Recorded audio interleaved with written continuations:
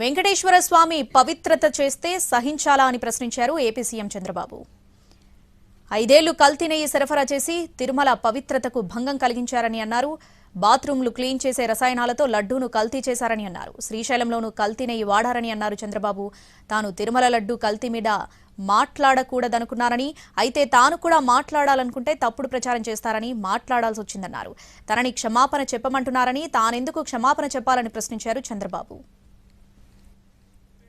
స్వామికి అపవిత్రత చేసే పరిస్థితి వస్తే మీరు సహిస్తారా తమ్ముళ్ళు అని అడుగుతున్నా, సహిస్తారా అని అడుగుతున్నా. 5 సంవత్సరాలు కల్తీ అయిన గీ బాధేస్తుంది.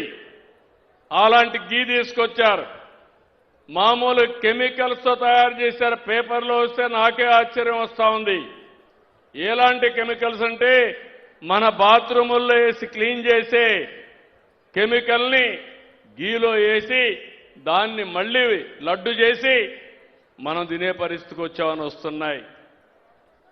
శ్రీశైలంలో కూడా కల్తీ జరిగిందని కెమికల్స్ 2 ఉన్నాయి.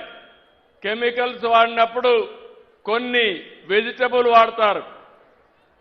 వెజిటబుల్ ఫ్యాట్ వాడితే ఎక్కువ రేటు, అనిమల్ ఫ్యాట్ అయితే తక్కువ రేటు.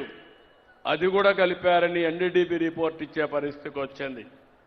నిన్నే మాట్లాడాడు, సిబిఐ ఇచ్చింది, సిట్ ఇచ్చింది, ఏమీ లేదని చెప్పింది అని అంటాడు.